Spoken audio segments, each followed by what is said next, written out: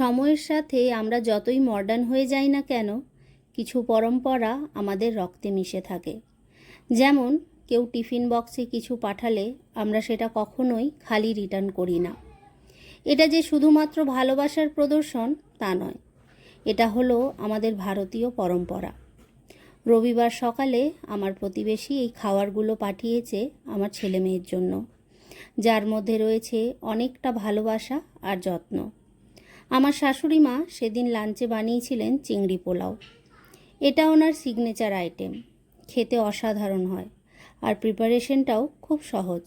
বাসমতি চালের সাথে নুন, হলুদ, সর্ষের তেল, পেঁয়াজ কুচি, আদা জিরে বাটা দিয়ে ভালো করে ম্যারিনেশন করতে হবে।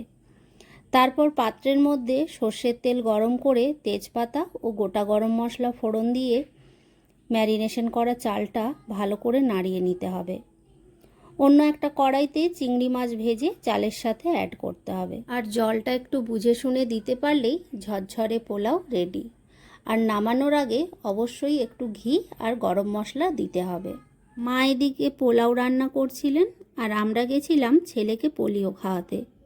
তারপর হাবিবসে হেয়ার কাট করিয়ে সোজা বাড়িতে ঢুকতেই পোলাওয়ের সেই গন্ধ, খিদেটা যেন আরও কয়েক গুণ বেড়ে গেল।